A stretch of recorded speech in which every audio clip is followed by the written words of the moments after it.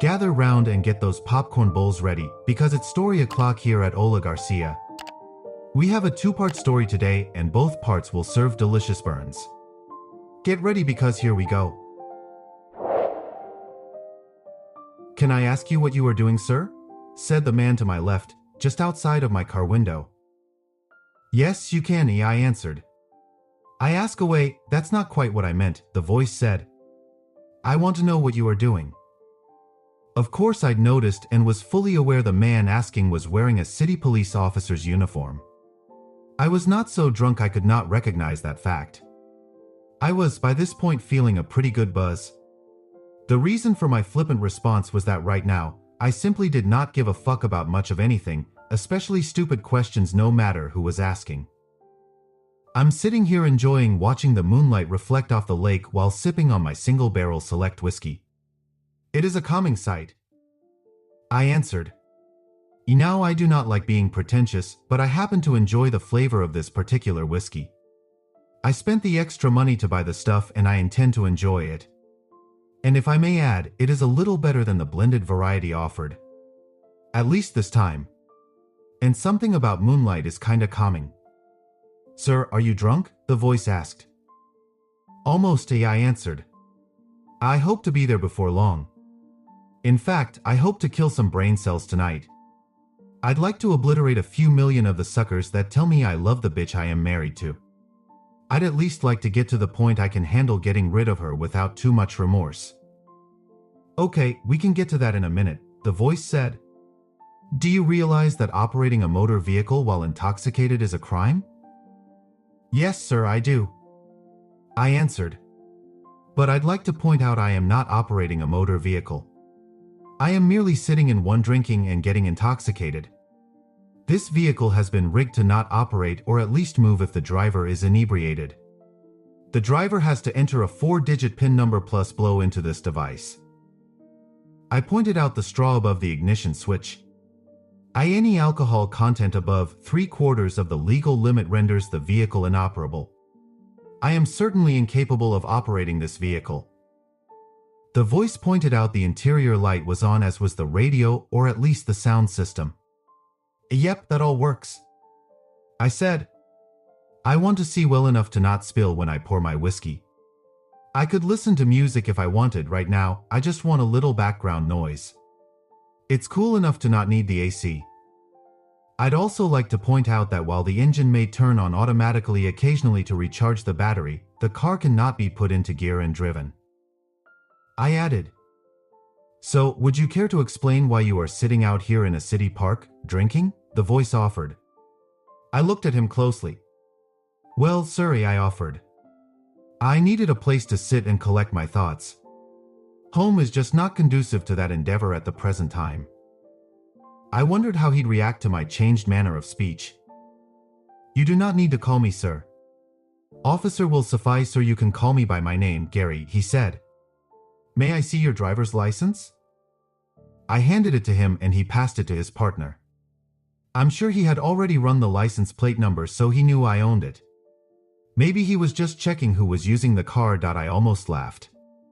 I could understand some of the politically correct bullshit society was throwing at us, but cops offering their first names in a nonviolent encounter? This guy seemed unflappable. "Well, instead of calling you off is sir, 3 syllables, I figured to cut that short and call you sir," I said. He looked at me closely and then grinned. "You aren't that drunk, are you?" he asked. He could tell I was just being a bit of a smart ass. "Oh, I'm every bit that drunk. I answered. "I'm just not that stupid and can maintain. At least for now. I really don't give a shit if I get too drunk to cope." I was aware of the cop's partner stepping back up to return my license. They obviously had no intention to leave, but had not ordered me to step out of the car either. I wondered about that. They stood there hunched over while they observed me, looking uncomfortable. Both refused my offers for a drink or to sit in my car where they could relax. Their sergeant arrived and conferred with them. I guessed later on they had quickly established my identity when the first officer came back, walked around the car and sat down in the passenger seat. "How about we talk a bit, Mr. Jacobs?" I liked the young man. I told him the last Mr. Jacobs I knew was my father. My name was John. He smiled and nodded. Then he asked if I had somebody he needed to call. I shook my head and said not unless it was illegal for me to continue my drinking, and then he could call my lawyer. Drinking alcohol is legal in the park until 2 a.m., he said. Then I'll sit here until then or am ready to leave, and I'll either call an Uber or my daughter to come get me. I'll need to talk to her anyway. By the way, why did you decide to sit with me? I got special permission. I'm not sure why. My sergeant told me to sit with you and talk, he offered. Why? What do you know about me? I asked. Not much. This began as a simple man drinking in a car in the park call. Once we identified you, my directive was to sit and engage, so here I am. I really have no idea what that means. My sergeant said have a single drink if I think the situation warrants. He'll sign off on it. That alone gets me thinking there is far more to the story. But I'm still not going to have a beer nor any of that whiskey. Do you have any soda or water? The young cop said. This is single-barrel whiskey. It is almost sacrilege to dilute it. I exclaimed with a grin. But there might be a soda you'd like in the cooler behind your seat. I like something caffeinated every now and then, so I keep some stocked. He reached back to open the built-in refrigerator unit. What kind of car is this? It looks like a regular little hybrid from the outside. But everything in it is high-tech? This is no ordinary car, he asked. Who are you? I ignored the young cop's obvious confusion and changed the subject by asking, are you married? He shook his head. Well, I won't be for much longer. Have you ever thought about marriage, or rather the sanctity of marriage? Fidelity versus infidelity? Well, yeah. Gary offered hesitantly. I'd expect my wife to not screw around, and I sure as hell would not.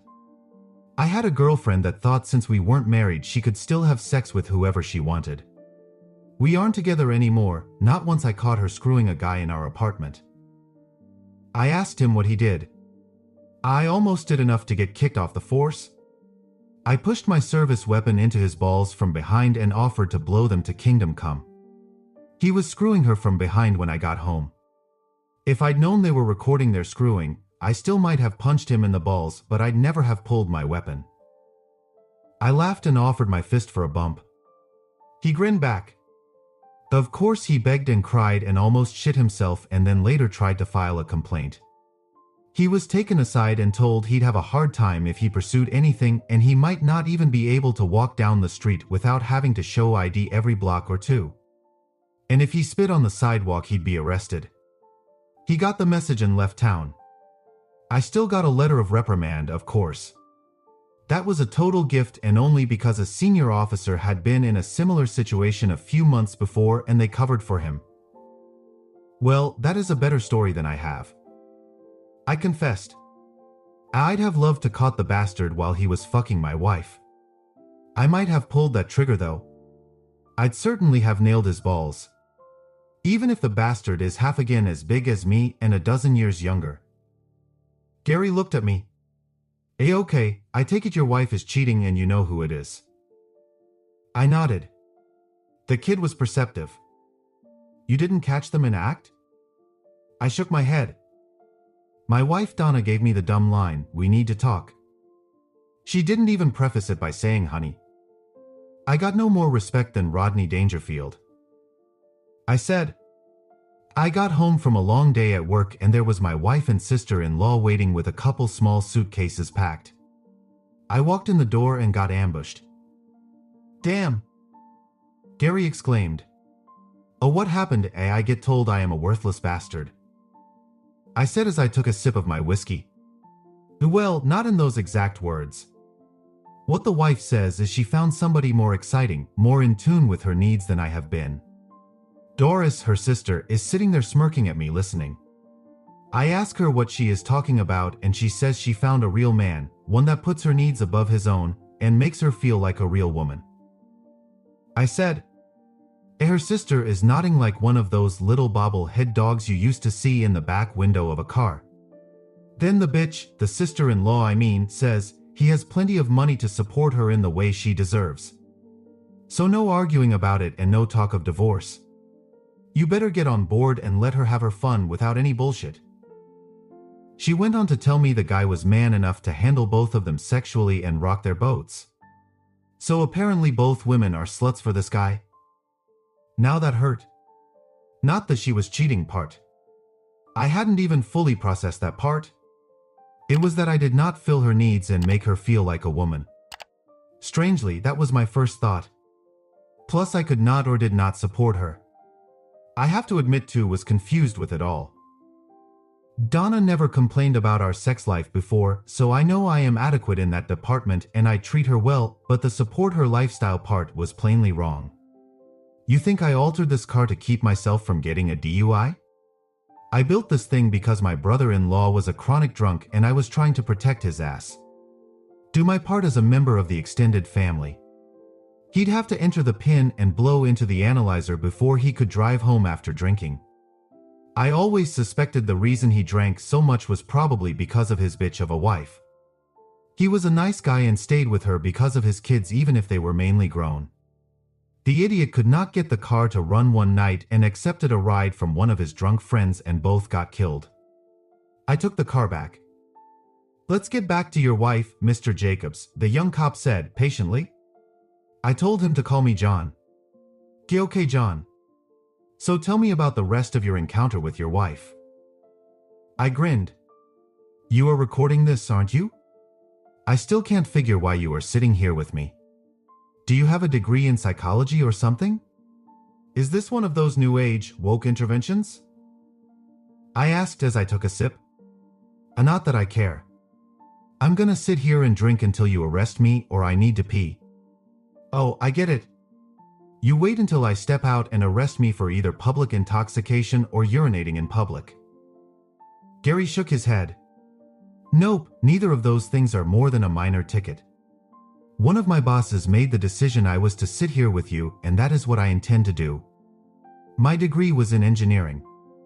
I went to school under an ROTC program and served my 4 in the Army after college. After I was discharged, I needed a job and the police force was hiring. So 2 years in, here I am." "Engineering, huh?" I said. "Well, maybe later I'll show you how this car is set up. You might enjoy the tour. Anyway, back to my story. The wife, Donna, tells me I am a worthless shit. Not her exact words, but the same meaning. Her sister is agreeing. They picked up their little cases and walked out the door laughing. My wife said she'd be home Sunday afternoon or evening and we would discuss it. Fat chance I'll be there for that. I muttered. I have a daughter who just graduated college who I need to call. I'm a little afraid to, though. She's at that vulnerable age. Trying to start a career and maybe a social life while living on her own for the first time. How do I tell her that her mother is a cheating slut? Worse. What if she knew already and was afraid to tell me? Even worse than that, what if she knew and condoned my wife's cheating? I couldn't take that betrayal.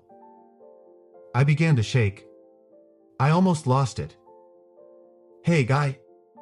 Gary said abruptly to break me out of it. Guy mean John, Mr. Jacobs. He paused to regroup. Let's approach this one step at a time. You have not talked to your daughter, correct? I nodded and then shook my head, confused about which way to answer. Tell me about her. Gary said that I relaxed a bit. Guy, love my daughter. She came along only a year after the wife and I had been married. We got married while both of us were still in college. The wife said no more kids, so that was it, one kid no matter what I wanted. I know what you are thinking, but yes, my daughter is mine. She even resembles me, or rather other females on my side of the family. She is not as ugly as me, thank God. Gary laughed along, which made me feel better. As she is smart as a whip and decided to study computers instead of engineering, even though she has the aptitude. Maybe you ought to call her now. Gary suggested. I balked and shook my head. He shrugged, but I could tell he was not going to let that go. Later. Maybe. I conceded, not happy about the idea. I don't want to leave my car here and I'll need a ride when I do. I need to figure that out. I'm just not ready to go. That is part of what I've been thinking about. I'm making plans about how I want to go forward. If you keep drinking that whiskey, you aren't going to remember any of those plans anyway. Gary offered. Sure, I will. I said. I have a voice-operated recorder going. I've been making notes. Sorry, I should have led with that to tell you our conversation is recorded automatically. I just assumed your body cam was on. I expect to have anything I say recorded. So do you know who your wife is seeing? Gary asked. I nodded my head. About that time he received a call on his radio. He stepped away from my car. After a few moments he returned. Mr. Jacobs, what is your job with eSync Robotics? He asked. I shrugged and told him I was an engineer. Gary smiled. More than that, a very senior engineer, right? I nodded. This just got more involved than sit and engage.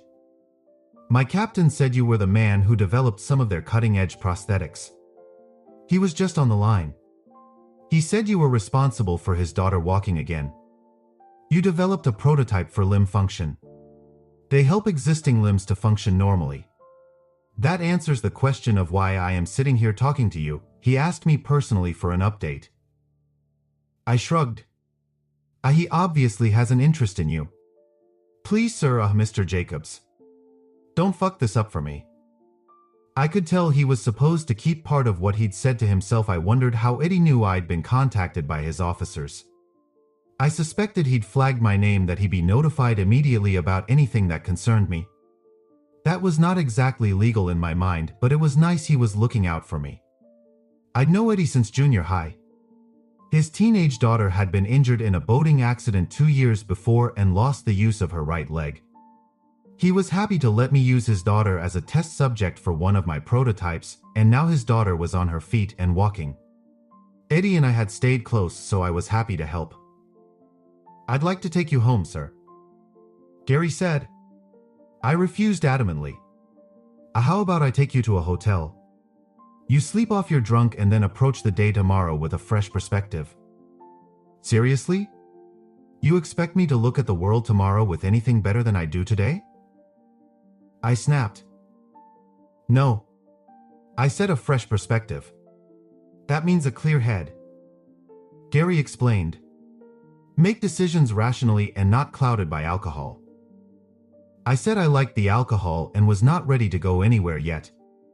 He shrugged. He tried to distract me a bit by asking about the prosthetics I was developing. I told him that was only one of our divisions. We had several projects ongoing. We were also working on features to enable self-driving cars. I could see him visibly interested in some of the technical aspects. He asked about some of the other projects we're developing. We started a line of voice-operated robotics to enhance the lives of paraplegics. You know, give them a little autonomy in their daily lives. Voice-controlled motorized wheelchairs, for instance. Some of our devices would do more. We were even working on robotic arms that would pick up things and even help the user eat. We were working on one that would wipe the guy's ass. We had a little setback there when one of our testers got all excited and shouted, "Well, slap my ass and fuck me raw." I paused to see how closely Gary was listening. He stared at me for a second and burst out laughing. I could tell he also had a sense of humor like mine. Tell me why you wanted to be cop, I asked. You seem to have the technical aptitude and the right credentials. Why didn't you apply to eSync Robotics? I did. They weren't hiring. I got a letter saying they'd keep my resume on file. Gary said. I knew that was a brush off and my resume wound up in the round file. And I needed a decent paying job locally. My mom needed financial help and my sister is in college. It is what it is. I was not drunk enough to overlook this kid's potential. Send me your resume to me directly and come over to visit me in a few days. I have a few obvious personal issues to work out first, but I'll see what I can do. That is if you're still interested in that type career. He stuttered a thank you, then took a deep breath and got back to the task at hand. He was not going to let himself get sidetracked nor possibly bribed. How did you find out the name of the guy your wife is seeing? He asked. I followed my wife and her sister to the Marriott. Nobody pays attention to a little hybrid sedan like this. I watched them as they met the guy in the lobby. That was all it took. The guy embraced and kissed both my soon-to-be ex-wife and my sister-in-law. Gary looked at me suspiciously. He did not state the obvious that I had to know the individual, so I did. Yep, I know the scumbag.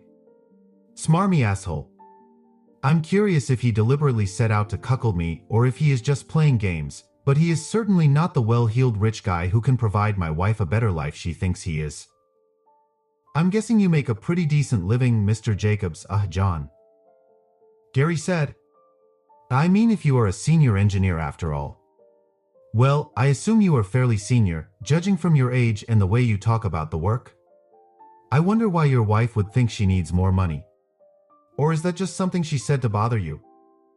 You're curious if Donna's just a horny bitch out looking for a big cock, or if she is a money-grubbing bitch thinking about trading up. I said, probably a little of both. We have, or rather had, a fairly active sex life. Couple times a week. I'm only 45 and not slowing down in that department too much. At least that is what I think. My wife might argue the point. But she seemed to be happy with sex a couple times or more a week. I make sure she enjoys it. Either of us would start things and we seemed compatible. I think she's just getting antsy and talking to her bitch of a sister has probably put ideas in her head. My sister-in-law is one of those compulsive individuals. She'll go gambling and be ahead a few $100.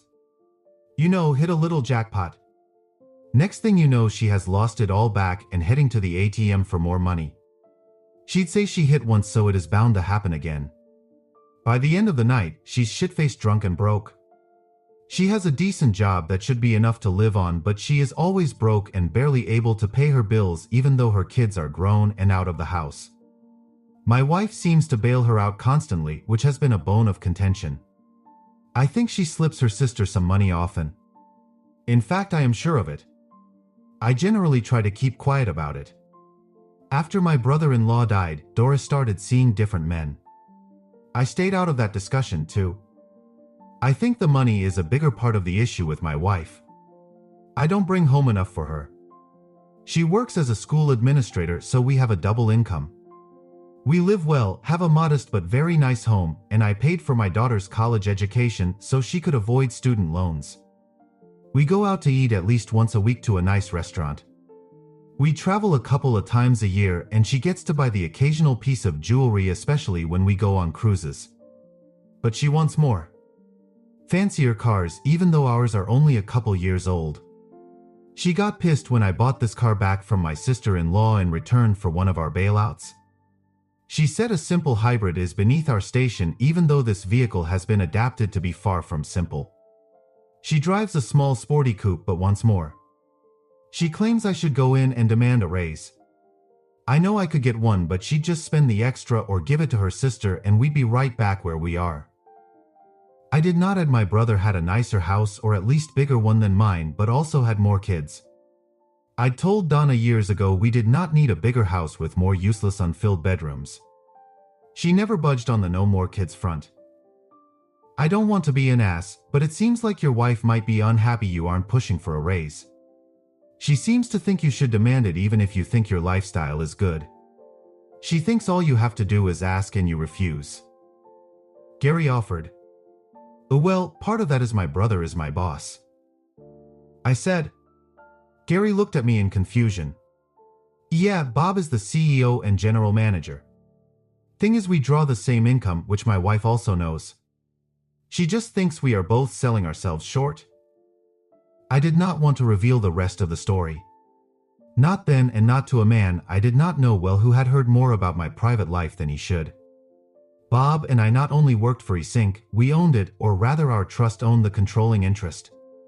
We set our income level to be comfortable but not excessive. My older brother Bob was also trained as an engineer but liked the business side and got an MBA, so when he graduated, he started a small firm building computerized control units for various electronics. We'd used money from our inheritance, which was all locked away in a trust. The trust had paid for both our college educations. Of course, Bob hired me even before I'd graduated. The company had paid me while I went back to school for an advanced degree. I'd been married at the time with a baby, so my wife welcomed the money. We just never bothered to let it be known how the company's infrastructure was formulated. Our families just assumed we held senior positions because we had been with the company since its inception. We hired special talent to make it run, although for years now, our human resources hired most of the workers. The trust protected the company, but our individual assets were all subject to community property laws. That was part of what I was thinking about when Gary and his partner had tapped on my window earlier. So your wife thinks you are too soft to get with your brother and demand to be paid what you are worth, Gary surmised. I nodded. He did not come out and say it or ask, but I could tell he wondered if I was a wimp. Maybe I was in my wife's eyes. But I was happy with my job and my current lifestyle. We could live even better if she did not squander our money on her sister. So have you made any decisions so far? He asked. I told him only that I would be getting a divorce. I was not about to accept the disrespect. 24 years of marriage be damned. I think you need to have a talk with your daughter. You may be afraid of her reaction, but you need to hear it, he offered. I nodded reluctantly. Then he suggested he drive me home, and when I cringed he said, "Well, your wife is not going to be there. But I can see where you might be reluctant. Stay there. You know, be seen as the rejected husband waiting for his wife to come home." I raised my middle finger. He shrugged as he smiled, knowing he was getting a reaction. Were it me, I'd be packing up my wife's shit and trying to establish my territory. But if your situation turns out like one of my fellow officers, your wife is gonna just move right back in. I'd at least get some of my personal stuff secured. Change the combination on the safe if you have one. Grab up important paperwork. Just no driving around tonight. I've been thinking about that, I admitted. I just didn't want to take the risk of getting angry and start smashing up the place. Or maybe burn the place down. I fantasized about that part. The house is paid for, and I don't think it is a crime if I don't file for insurance. Gary shook his head. Getting drunk and staying in a hotel is certainly cheaper than letting your anger get ahead of common sense and lashing out. You probably would not be arrested for arson, but your wife could still sue you for destroying her stuff even if she doesn't actually file charges for vandalism. Plus, she owns half of all of it. Not worth the risk. He stopped to frown. Even finding my girlfriend cheating on me was not reason for me to kick her out. Not according to the law. Because she was living there already and it was considered her home, she got to stay. We have some stupid-ass laws about evicting people. I asked him how he handled it. She got to stay in the apartment, but that didn't mean I had to stay with her. So I moved all my stuff out, and I mean all my stuff. The furniture was mine, so when I got finished, all that was left was her clothes hanging in the closet, and what had been in the dresser was left folded neatly on the floor. Her toiletries were still in the bathroom, and her computer and all her books and stuff were on the floor. I left the food in the fridge because she bought some of it, but not a cup or dish to eat it off of or a pot to cook it in. My buddies helped, so they were all witnesses to nothing being destroyed or messed up in any way. I had to laugh. It was that or cry when I thought about how that part of my life was over. My marriage was toast. I was simply not going to let Donna treat me that way. When Gary once again suggested I call my daughter, I agreed. First, I had him drive me to a drugstore to buy a toothbrush and then to a hotel. I stipulated it not be the Marriott. Once I checked in, I called my daughter. Gary called one of his fellow officers to pick him up, and after we exchanged phone numbers, he left. "Daddy, why are you in a hotel?" my daughter, June, asked immediately. "Did something happen between you and Mom?" I told her I would prefer to talk to her in person if she was available. Hell yeah, I'm available. I went out to dinner with my friends, but I'm always available for you. I'll be there as soon as I can. After I hung up, I realized I had forgot to tell her not to call her mother before we talked, but then decided I did not care if she did. "What's going on?" June asked as soon as I opened the door to my hotel room.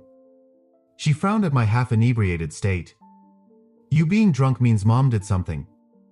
I'm guessing whatever she did was both stupid and hurtful. She isn't stupid enough to try to kick you out. You'd have dug your heels in. She left you, didn't she? She is off with Aunt Doris. I asked her how she gathered that. I drove by the house but did not stop. Aunt Doris's car is in the driveway but over to one side in front of your part of the garage. I could not tell if Mom's car was there. June said, Oh shit. Did they go off together to party or worse? June asked the last part, stepping close to see my reaction. I nodded. Damn, she exclaimed and grabbed me in a hug and squeezed me as she cried. I'm so sorry, Daddy.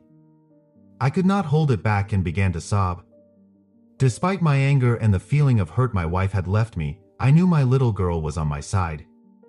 I loved her, but I can't put up with this. 24 years down the drain. I lamented. Not down the drain. Just a new beginning, Daddy. You have me. June proclaimed as we hugged. I was happy she did not immediately protest and say I needed to forgive. Finally, I had to ask. Did you know any of this? Any advanced warning? She shook her head and then hesitated before continuing. Well, I suspected something was up. She and Aunt Doris have been spending a lot of time together. Surely you noticed that. June offered. I agreed. She even stayed over at her sister's house overnight on occasion. The light bulb came on. June continued, well, Doris has been doing a lot of partying. And by that I mean going out to bars, dancing and whatnot. She didn't say it outright, but I'm sure she has been sleeping around. She'd see some guy and comment on his but being cute. That kind of thing. Mom said she sort of wished she could do that. Then she'd quickly add something like, but I'm married. And at times she'd complain that you could make more money. All you had to do was go ask for a raise. June blushed. I don't like to say it this way, but Mom said several times. If your dad would grow some bigger balls, he could go demand to be paid what he is worth. He can't even stand up to his own brother, for Christ's sake. I shrugged and said we had enough money to live well if Donna would not waste it. Oh, I know. I've watched her waste money. Especially after you would not let me. You gave me an allowance the whole the time I was in school. I mean, even after paying all my bills. You told me to consider that my pay for being a student and getting good grades. I had to live within that amount or do without. I think you deliberately limited how much I got, so I had to learn to budget. June said. She broke off talking as she looked in the mini bar. I can't drink that rot gut straight. I need to mix it. Do you want to pay the high cost of this minibar, or do I walk down and use the soda machine down the hall? I need a drink while you tell me what happened. The thought made me laugh. Even now she was looking at the economical way. She was my daughter. For one thing, this is not rot gut. It is high-dollar single-barrel whiskey. It cost me over $50 a bottle. But save the walk. We'll spend the money. Half of it is coming out of your mother's share anyway when we settle our property. That statement set June back. So this is not something you are willing to forget and forgive? More than an argument about money. June said. I told her it was much more and laid it all out. I gave her a detailed account of my time from when I came home to her showing up, including what I observed her mother and aunt do in the lobby of the Marriott. A cop sat with you in your car and then drove you here? She asked, impressed. I nodded. He's a nice guy. I said. Smart. He'll be successful at whatever he does. He gave me some advice. Like not go home and burn the place to the ground or throw all your mother's crap out on the front lawn for the neighbors to see. Although I am not about to hide a bit of any of this from anybody. She made her decision. I made mine. As far as I am concerned, I'll let everybody know what a cheating bitch she is. She might even like the advertisement she's on the menu and available. She might be deluded enough to think she can trade up like she said. Or maybe she is trying to push some agenda to get me to accept her new decision to do what she wants. By that I mean she has to know she cannot share the same guy with her sister. Not in the long run. That whole idea is just stupid. It was her spouting off. You sat and thought all this out while sitting in your car and drinking? June asked, slightly amused. I'm not as stupid as everybody thinks. I said, I can think through a situation. Your mother did not just suddenly get hit by some impulse to be a slut. She and your aunt have been planning this. This has to have been brewing for some time. June nodded as she listened.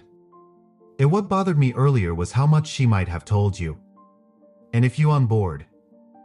That got a reaction. June stared at me, her mouth open. That turned to a glare and then softened, tears formed. You can't believe I would be part of any plan to screw you over, Daddy.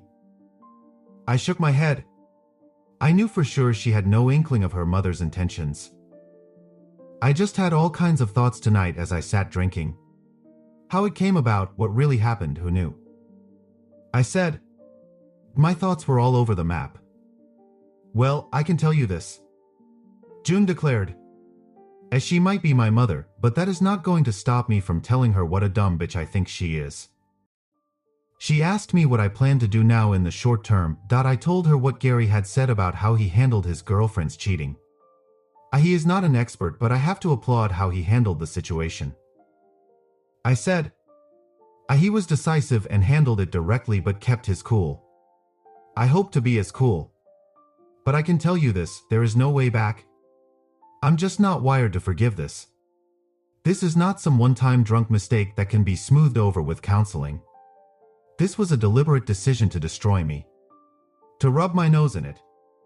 Your mother might try to tell me it was just sex even. Or she was just trying to get my attention. Well, she messed up if she did. June said, you were always tough on me. Not that I couldn't get a lot of stuff out of you. But I could tell when I pushed the line. Your lower lip got this little quiver when you got mad. And you kind of pulled your shoulders back when your decision was final. I knew then it was game over. I guess this is not the time to discuss you helping me convince Uncle Bob to give me a job at eSync? June asked with a grin. I knew she'd been applying around and had a few offers, but all of them were outstate. Now I gotta stay close to home to support you. I laughed but felt immensely better about things.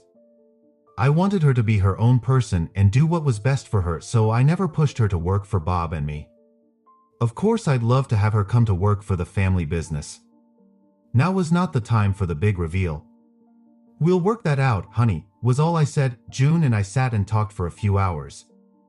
She was too drunk to drive after a few drinks, so we sent down to the lobby for a complimentary toothbrush.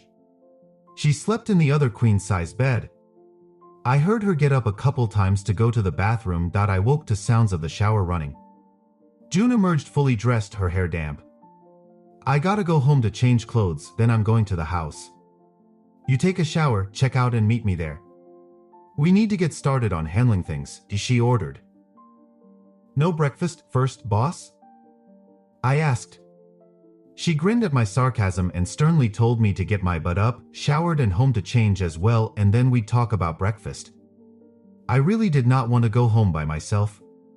I figured I might just change my mind and dump some of Donna's crap into the front yard as a public statement and let her move it back on her own. I took my time, and 2 hours later I drove up to my house to find June's car parked in the driveway. A pickup truck I'd never seen before sat in the street. I walked inside to find June drinking coffee with Gary, the officer from the night before. You told me how Gary, Officer Jensen, was helpful. So I copied his phone number down and gave him a call this morning. June offered as explanation. This won't get you into trouble? I asked the young man. He shrugged and told me he was off duty and this was his day off. He was pretty sure his captain would be on board, and if not, he was thinking about a career change anyway. I went to change clothes. Gary, can I get that car that is blocking MY access to MY garage towed away? I asked. He grinned and told me it was my house, so I called a tow company and had the car removed. The person who left it blocking my garage would have to pay for the tow and $40 a day impound fee when it was claimed. June had called a local storage firm that offered inside climate-controlled storage to reserve a place. It was not long before most my clothing and all of the personal possessions I did not want to risk were safely locked away. I even took a bundle of bedding, towels, and the guest room bed and dresser along with my recliner and the big screen television. I took the everyday dishes but left Donna her good china. I made a point to clean out the liquor cabinet.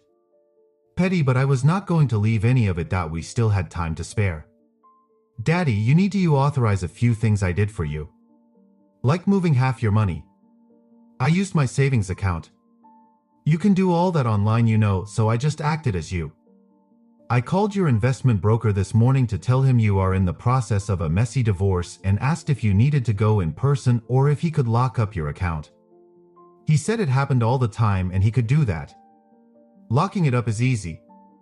To unlock it takes both you and Mom together or a court order. Is that okay? I nodded. She grinned. Good, because that's what I did. I also canceled your credit cards. I reported them stolen, but I paid off the balance first from your bank account before I did.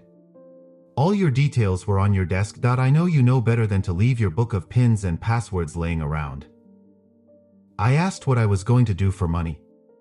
Well, I left enough money for you to make an ATM withdrawal for cash for $400. Plus, remember the credit card you gave me for emergencies only while I was in school? Well, you can use it. You and I are on that account. Damn. You are on top of things. Do you have it in for your mother? Gary asked. I thought the man was going to be burned to a crisp with the look June shot him. No. My mom screwed my dad over so she could go slut around. If the situation was reversed and my dad had been the one to go off the reservation, I'd have done the same sort of things to help my mom. I'm trying to be fair. I'm just going to prevent her from screwing him over when she thinks about it. I have no doubt Mom will be trying to pull cash out. I know my aunt. She will be egging my mom on. And once they realize Dad is not going to bend over for them, they will act hard. Before we left the house, my phone rang. It was Donna. Why the hell is my credit card not working? She demanded to know. They said it was reported stolen. You asshole. You are but hurt I found a real man and your little boy ego can't take it. Well, I am standing in front of an ATM machine and I will be hitting everyone I can on my way to the bank to get every nickel I can before they close. You aren't going to stop me from having a good time this weekend. I knew she could only get about $2,000. The rest June had transferred. She'd have enough money to get by for a few weeks if she didn't waste it all partying tonight. I was willing to bet she'd be the one paying for everyone's good time. You made your decision, Donna. I made mine. I said quietly. I am separating our lives every way I can until I talk to a lawyer Monday morning. We are finished. I hung up before she could reply. June and Gary had heard the conversation. I'm hungry. Let's go get something to eat. I knew I could not find an apartment and did not care to stay in a hotel the rest of the weekend. I called my brother and asked if he could put me up for the weekend. Oh, what the fuck did you do? Bob asked. I told him nothing at all. Don't tell me Donna went all brain dead and left your sorry ass or kicked you out for no reason. I told him it was worse than that. Well, the guest room is made up. Bring your butt over here unless you need me to come get you. By the way, I hope you grabbed up all the bottles of that single-barrel whiskey. Don't leave any around for Donna to pour out.